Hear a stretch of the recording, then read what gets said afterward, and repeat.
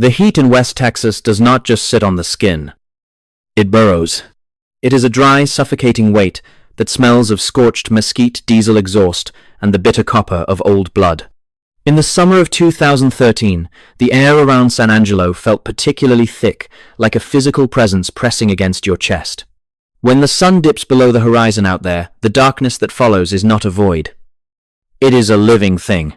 The caliche dust hangs in the air, catching the faint glow of distant oil rigs, turning the landscape into a bruised purple wasteland. It is the kind of place where a man can drive for hours and feel like he has not moved an inch. Brandon Lawson was a man of 36 years who understood the rhythm of these roads, or at least he thought he did. On the night of August 8, 2013, the air inside his home was just as heavy as the air outside, though for different reasons. An argument with his common-law wife, Ladessa, had reached a fever pitch, the kind of domestic friction that makes the walls feel like they are closing in. He needed air, he needed distance, and he needed to clear his head. He climbed into his silver 2006 Ford F-250 and pulled away from the driveway, leaving the porch light of his life behind him. He headed north on Highway 277, a strip of asphalt that cuts through the desolate brush like a jagged scar. The clock on the dashboard flickered, ticking past 11:30 in the evening as the truck hummed along the empty road. The scenery out there is a repetitive nightmare of scrub, brush, and wire fences, illuminated only by the reach of the halogen headlights. Brandon was heading toward his father's house in Crowley, a 3-hour journey through the gut of the state. But somewhere near the town of Bronte, the rhythm of the engine began to falter, a mechanical stutter that signaled a dry tank. The truck sputtered and groaned before finally falling silent, coasting to a halt on the narrow shoulder of the highway. Brandon sat in the sudden, deafening silence of the cab, the only sound being the ticking of the cooling metal. He reached for his cell phone, his fingers likely trembling slightly from the lingering adrenaline of the fight and the sudden realization of his predicament. He called his brother Kyle at approximately 11:54 in the evening, explaining that he had run out of gas. Kyle, ever the reliable sibling, agreed to bring a gas can to his brother's location. There was no panic in Brandon's voice yet, just the annoyance of a man who had made a mundane mistake on a long night. But the Texas brush has a way of turning a mundane mistake into a terminal event. In the time it took for Kyle to gather his things and head toward the highway, something shifted in the darkness surrounding that silver Ford. At 12:50 in the morning on August 9th, the local emergency dispatcher received a call that would eventually become the centerpiece of a decade of nightmares. The audio is a chaotic mess of wind noise, heavy breathing, and a voice that sounds like it is being squeezed through a narrow pipe. Brandon told the operator that he was in the middle of a field, that he had stumbled into some guys, and that he needed the cops. His words were fractured, his breathing shallow and panicked. The sound of a man who was no longer the hunter but the prey. He spoke of being in a deep hole of people being out there, and the line was punctuated by strange rhythmic thumping sounds. The dispatcher struggled to understand his location, her voice calm and clinical against his sheer, unadulterated terror. When you listen to that recording through high-quality headphones, you hear things that the human brain tries to reject for its own safety. There is a moment where Brandon seems to be talking to someone else, or perhaps something else, his voice dropping to a desperate whisper. He mentions that he is not going to talk to them, followed by a phrase that sounds like they are coming to get him. The background noise is a cacophony of crickets, and a low, metallic scraping that does not belong in a natural environment. It is the sound of a man who has crossed an invisible threshold into a space where the rules of the world no longer apply. The call ends abruptly, leaving only the hiss of dead air and the haunting memory of his final plea for help. Kyle arrived at the scene roughly 45 minutes after that final call, accompanied by a local sheriff deputy who had been dispatched to check on the abandoned vehicle. They found the silver truck parked awkwardly on the shoulder, the doors unlocked, and the keys missing. The truck was empty, its metal skin still warm from the Texas heat, but there was no sign of Brandon. The deputy, perhaps tired or cynical from years of dealing with roadside breakdowns, assumed Brandon was hiding in the brush to avoid an outstanding warrant. He didn't see a crime scene. He saw a nuisance. He shined his flashlight into the dense mesquite, the beam swallowed by the thick vegetation, seeing nothing but the glowing eyes of nocturnal animals. Kyle walked the perimeter of the road, calling his brother's name into the blackness, his voice swallowed by the wind. He could see his brother's phone light up when he called it, but the sound was muffled, coming from somewhere deep within the brush. He told the deputy that he thought he saw Brandon standing near the edge of the trees, but when he moved closer, the shape dissolved into the shadows. The brush in that part of Texas is a labyrinth of thorns and hidden ravines, A place where a man can be 10 feet away and remain completely invisible. The deputy remained unconvinced of any foul play, eventually leaving the scene and leaving Kyle alone with his brother's empty truck. It was a failure of imagination that would haunt the family for the next 9 years. The official search that followed in the coming days was a masterclass in frustration and logistical nightmares. Search parties combed the area with dogs, helicopters, and thermal imaging, but the Texas sun had baked the ground into a hard crust that refused to yield footprints. The dogs would pick up a scent and then lose it abruptly as if the trail simply evaporated into the thin, dry air. There were no signs of a struggle, no blood, no torn clothing, and no evidence of the 3 guys Brandon had mentioned in his frantic call. It was as if he had stepped off the face of the earth, leaving behind nothing but a series of unanswered questions and a grieving family. The investigators looked into his past, his finances, and his relationships, searching for a reason for him to disappear, but they found nothing but a man who wanted to go home. As the years bled into one another, the case of Brandon Lawson became a staple of internet sleuths and paranormal enthusiasts. They dissected the 911 call frame by frame using digital filters to pull voices out of the static. Some claimed to hear the sound of a gunshot, while others heard the growl of something non-human. The theory of the 3 guys became a focal point, with people wondering if Brandon had witnessed a drug deal or something much more sinister. In the missing 411 community, his case became a textbook example of a disappearance with high strangeness. He was near a roadway, he was in a state of distress, and he vanished in an area that had been thoroughly searched multiple times. There is a concept in these cases known as the window of disappearance, a brief moment where the veil between what we know and what we fear becomes thin. Brandon Lawson was in that window for less than an hour, a span of time where he went from a man out of gas to a ghost in the machine.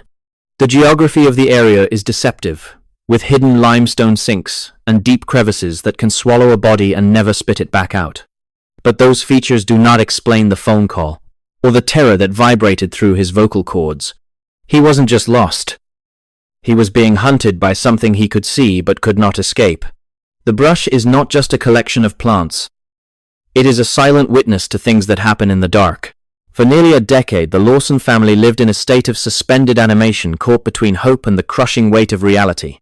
They kept his story alive, pushing for more searches and more eyes on the case, refusing to let the Texas dust bury his memory.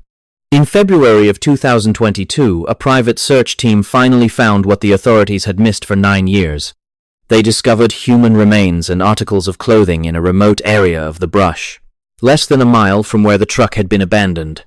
The clothing matched what Brandon was wearing the night he disappeared, a blue shirt and camouflage shorts. The mystery of where he was seemed to be solved, but the mystery of how he got there only deepened. The remains were found in an area that had supposedly been searched multiple times by professionals and volunteers alike.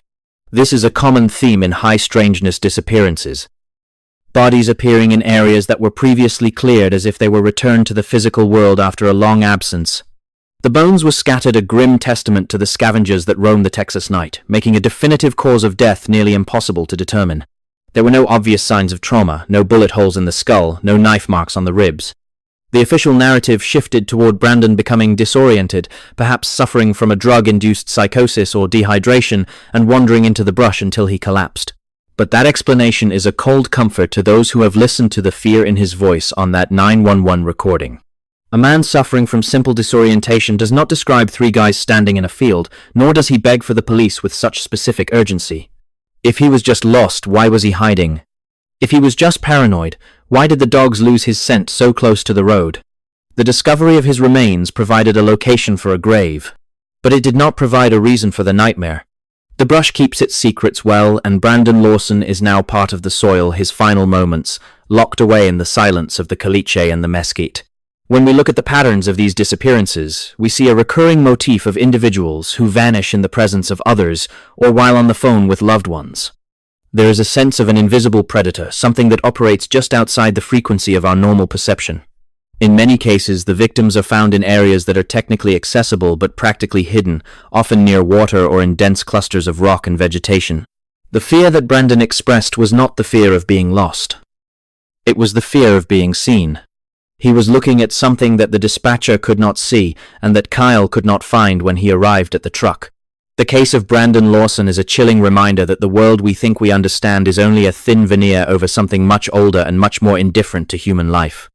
We drive our cars down these highways protected by glass and steel, thinking we are safe because we have a cell phone in our pockets. But when the engine stops and the lights go out, we are just another organism in an environment that does not care about our survival. Brandon called for help, and the help arrived.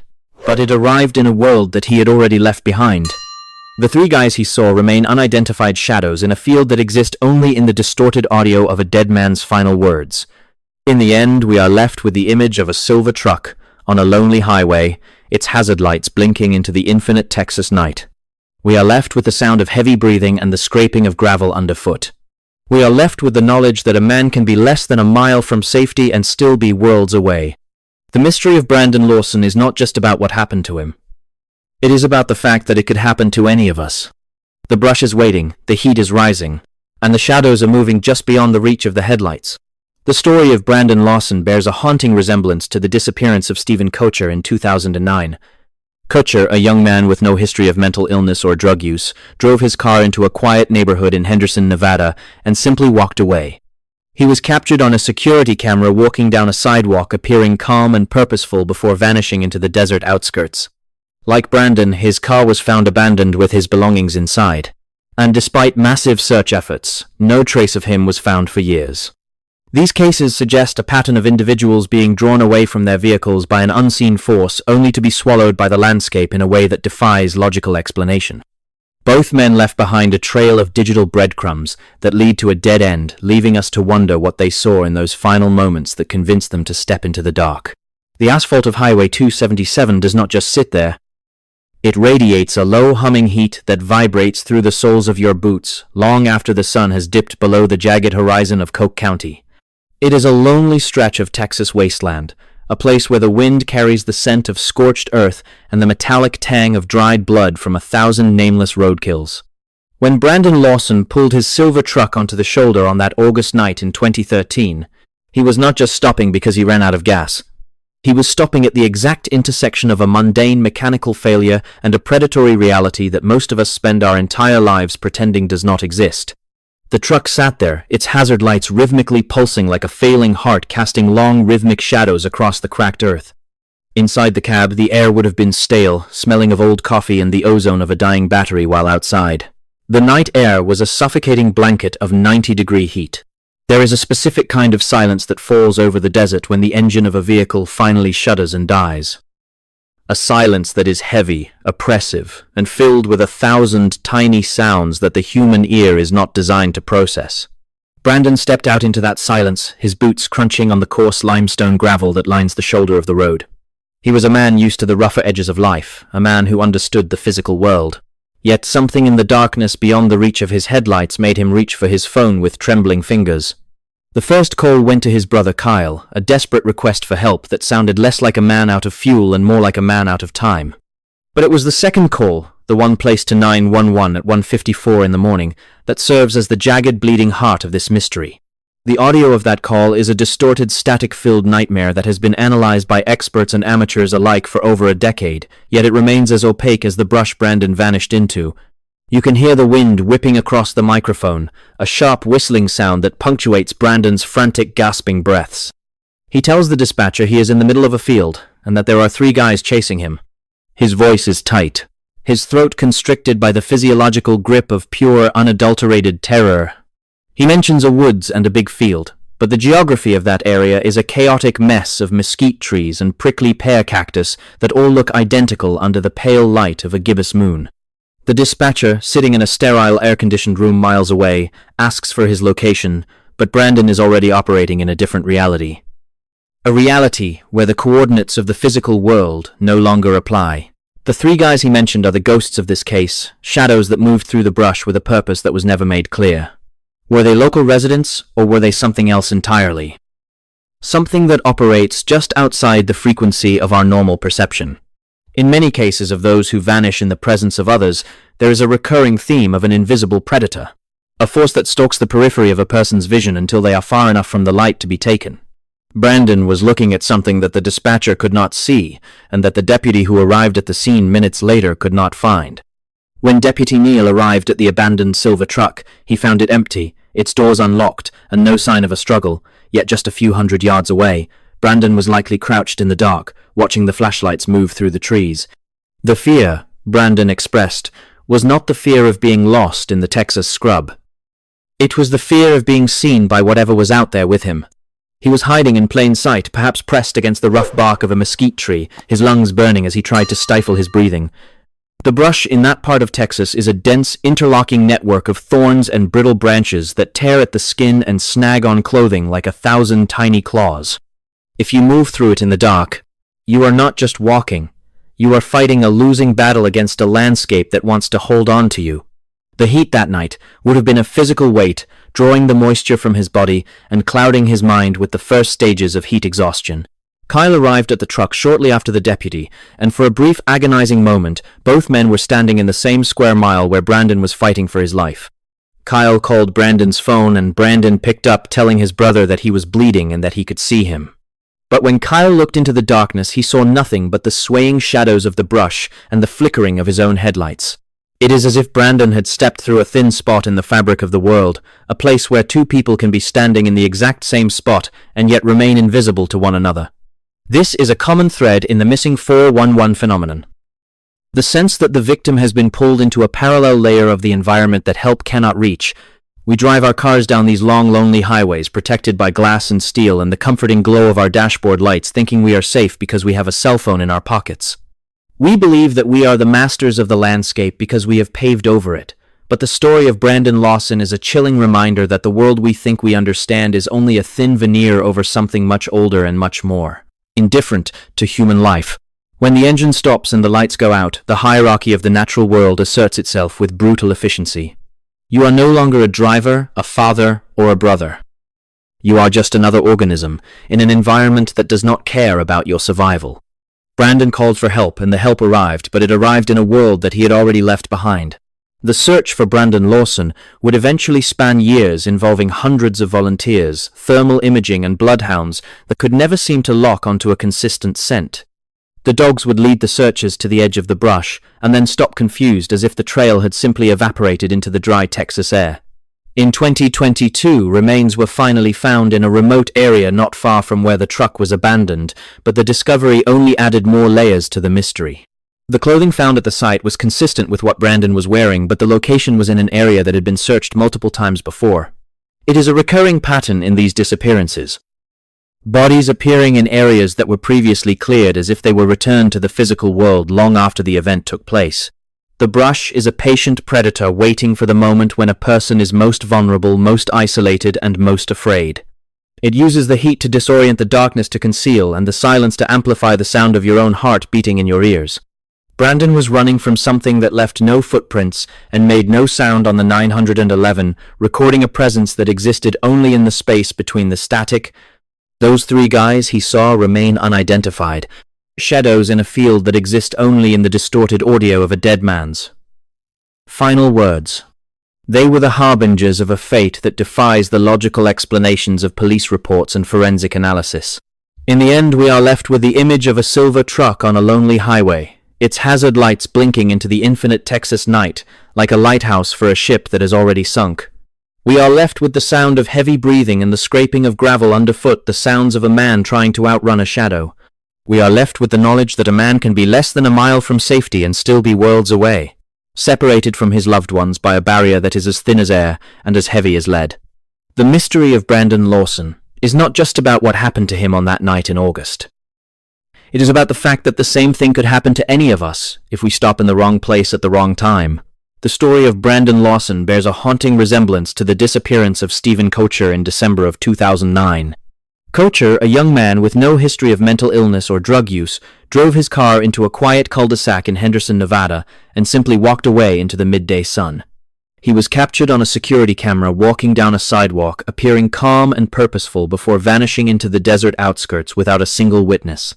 Like Brandon, his car was found abandoned with his belongings inside, and despite massive search efforts in the surrounding desert, no trace of him was found for years. These cases suggest a pattern of individuals being drawn away from their vehicles by an unseen force or a sudden, inexplicable internal command, only to be swallowed by the landscape in a way that defies logical explanation. Both men left behind a trail of digital breadcrumbs that lead to a dead end. leaving us to wonder what they saw in those final moments that convinced them to step into the dark. The desert and the brush do not keep records, and they do not offer apologies. They simply exist eternal and unmoving, waiting for the next traveler to lose their way. We look at the map and see lines and names, but the land sees only energy and opportunity. Brandon Lawson was a man who tried to call out from the edge of the world, and while we heard his voice, we could never quite reach his hand. The mystery remains a cold wind blowing through the mesquite, reminding us that some things are meant to stay hidden in the shadows just beyond the reach of the headlights. Another case that mirrors this strange phenomenon is the disappearance of Terrence Woods Jr. in the fall of 2018. Woods was part of a film crew in the Penman Mine area of Idaho when he suddenly dropped his radio and ran down a steep, rocky cliffside with superhuman speed. His colleagues watched in horror as he vanished into the dense forest, never to be seen again despite an immediate and exhaustive search. Like Brandon and Stephen, Terrence seemed to be reacting to an internal or external stimulus that no one else could perceive, a sudden flight response that led him directly into the maw of the wilderness. These stories form a grim mosaic of human fragility, a reminder that the boundary between our world and the unknown is much thinner than we dare to believe.